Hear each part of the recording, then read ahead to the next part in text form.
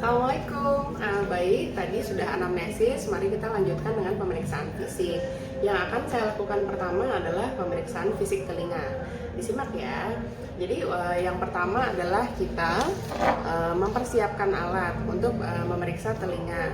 Alat yang digunakan yaitu berbagai ukuran corong dari telinga. Nah, ini contoh corong telinga seperti ini ya. Jadi ini lubangnya diameternya berbeda-beda, nanti dipilih sesuai diameter dari liang telinga pasien. Lalu juga kita persiapkan otoskop. Otoskop ini untuk melihat kondisi di dalam liang telinga dan gendang telinga pasien beserta kondisi yang lain. Baik, kita mulai. Berikutnya kita mengatur posisi duduk.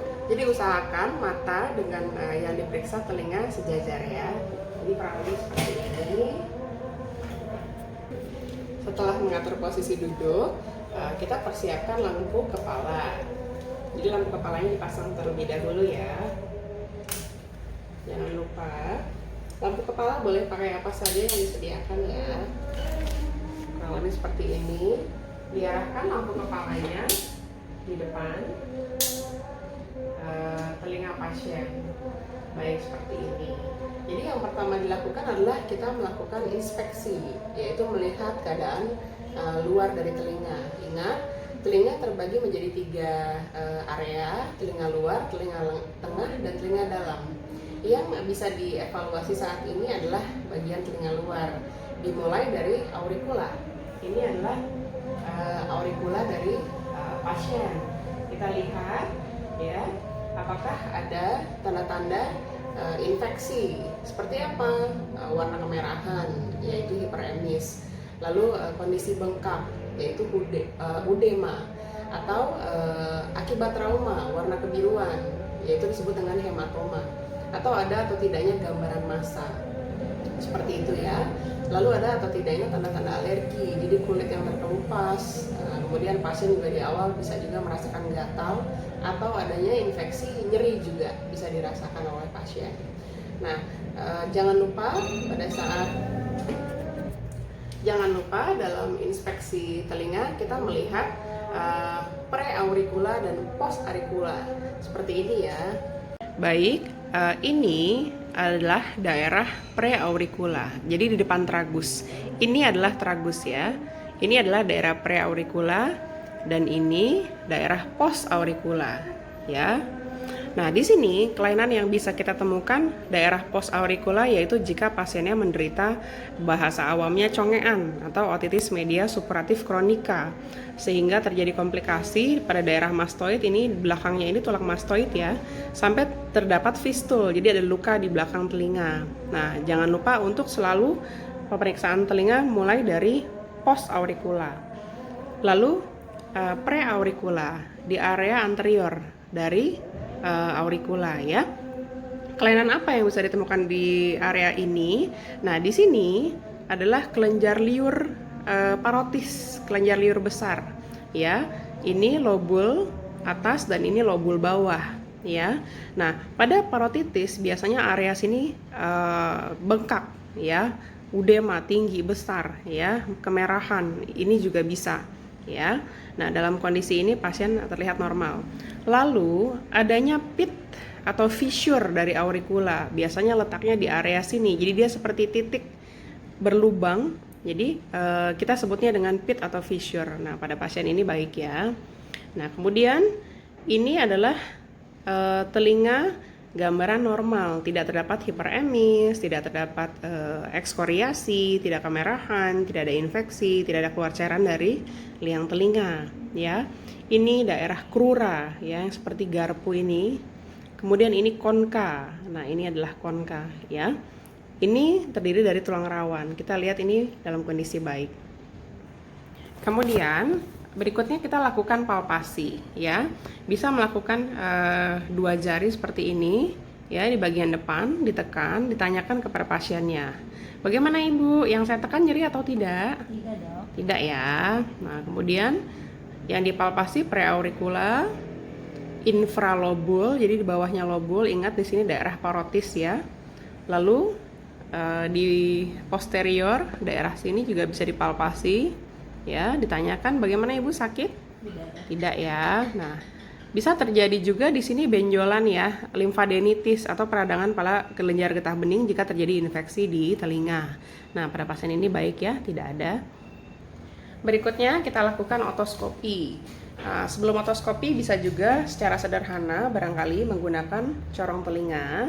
Saya sudah pilih corong telinganya sesuai dengan diameter pasien. Seperti ini ya.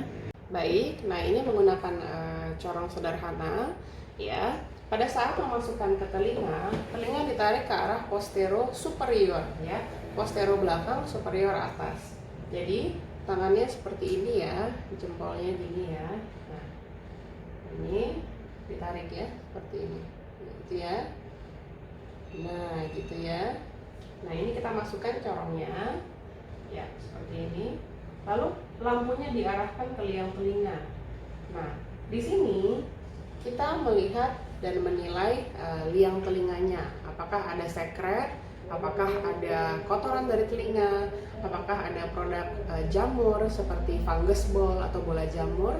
Lalu kita juga menilai gendang telinga, apakah utuh atau intak atau ada lubang atau perforasi, ya. Kemudian jika ada perforasi, dinilai tepi perforasinya, apakah reguler atau irreguler. Lalu posisi perforasinya ada di sebelah mana, ya. Ingat, membran timpani gendang telinga dibagi menjadi 4 kuadran, ya.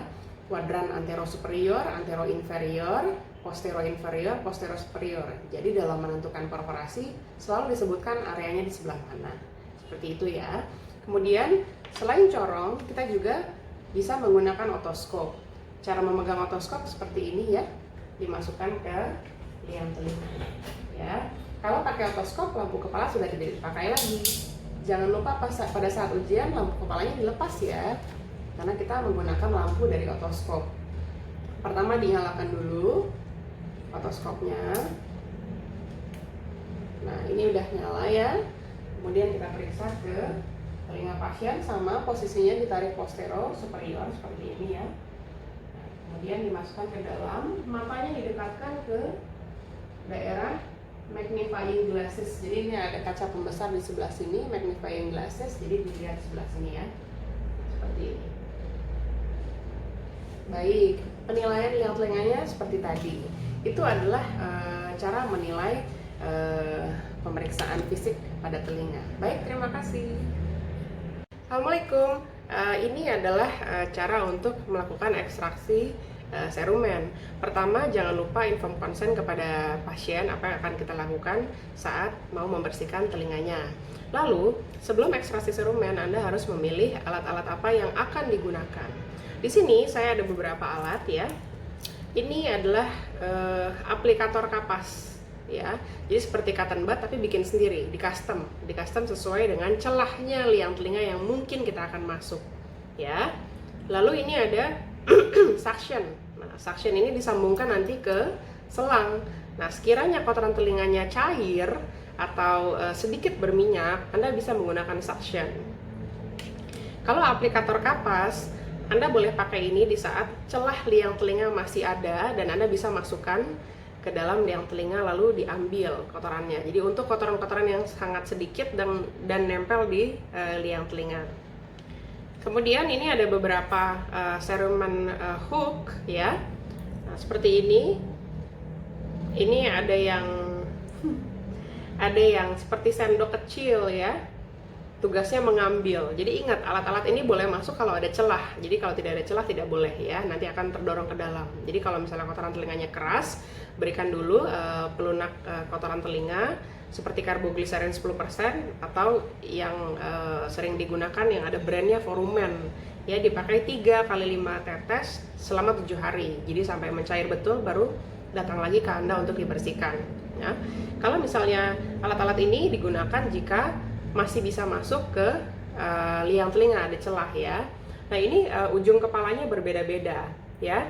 Kalau yang ini lebih tajam. Yang lebih tajam dia kalau ada celah lalu ditusukkan ke kotoran telinga yang padat lalu ditarik keluar. Nah, ini yang seperti mangkok biasanya untuk konsistensi kotoran telinga yang kombinasi ya, jadi masih bisa diambil gitu ya. Kombinasi tuh kayak ada padatnya tapi ada berminyaknya, kurang lebih seperti itu. Ya, jadi untuk mengambil serumen atau kotoran telinga, tentukan dulu konsistensi dari serumen tersebut ya. Nah, kemudian ada lagi satu lagi, Anda bisa menggunakan irigasi. Irigasi bisa dilakukan menggunakan spuit yang ujungnya dihubungkan dengan wing needle yang digunting ya, diambil airnya ya. Lalu wing needle-nya dimasukkan ke liang telinga, arahnya ke postero superior. Kemudian disemprotkan agar kotoran telinga yang ada di dalam keluar ikut dengan turbulensi air seperti itu. Terima kasih.